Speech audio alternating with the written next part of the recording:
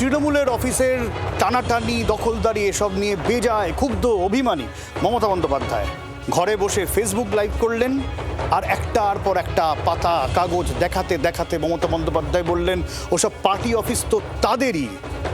অভিমানী মমতা বন্দ্যোপাধ্যায়ের বার্তা, বাড়িতে তালা দেওয়া যায়, হৃদয়ে তালা দেওয়া যায় না।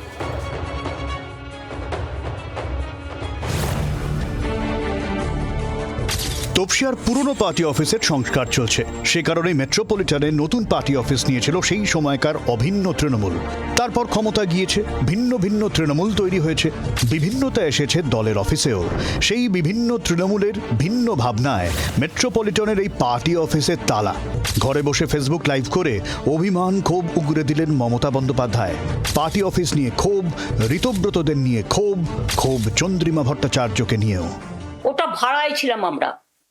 ভাড়াটা কতদিন পর্যন্ত ছিল এই তার ডকুমেন্ট।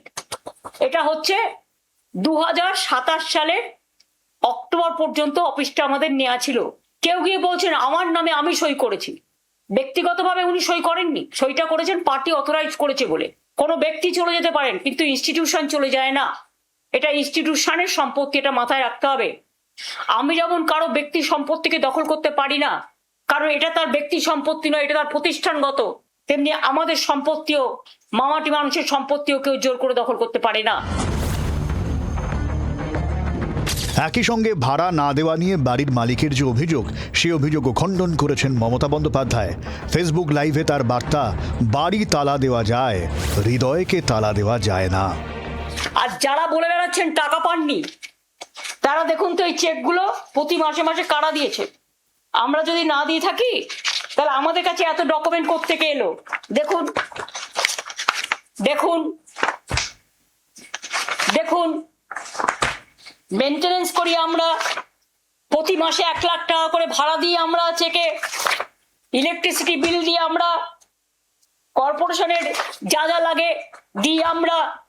আর আপনারা গিয়ে সেন্ট্রাল ফোর্সকে নিয়ে গিয়ে তালা দিয়ে দিচ্ছেন।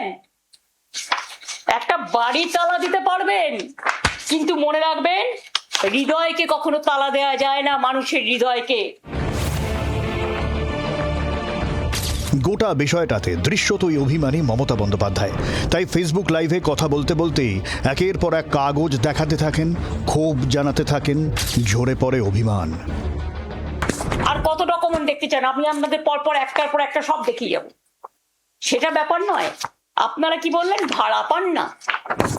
কেউ আবার বললেন আই এম অথরাইজড। অথরাইজ ছিলেন তখন, এখন নয়। এখন আপনি দল বদলু, অন্য জায়গায় গেছেন। আপনারা ভালো থাকুন, আপনাদের পরিবার ভালো থাকুন, আপনাদের সম্পত্তি ভালো থাকুন। সেই কবে কবি হুমায়ুন আজাদ লিখে গিয়েছিলেন, ভালো থেকো চর, ছোট কুড়ে ঘর, ভালো থেকো, ভালো থেকো চিল, আকাশের নীল, ভালো থেকো। অফিস হাতছাড়া হওয়ার পর ভালো থেকোর সেই অভিমান মমতা বন্দ্যোপাধ্যায়ের গলাতেও। নতুন অফিস তো গেল, জারি তপসিয়ার পুরনো অফিস আগলে রাখার লড়াই।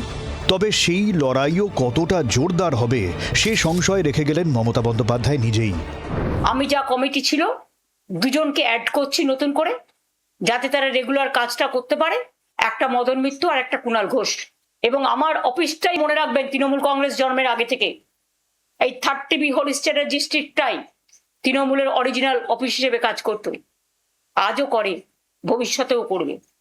কোথাও গিয়ে কি নেত্রীর গলায় অফিসের দখলদারির লড়াইয়ে হাল ছাড়ার ইঙ্গিত? ব্যুরো রিপোর্ট, জি 24 ঘন্টা। বাংলার আওয়াজ, বাঙালির আবেগ, জি 24 ঘন্টা।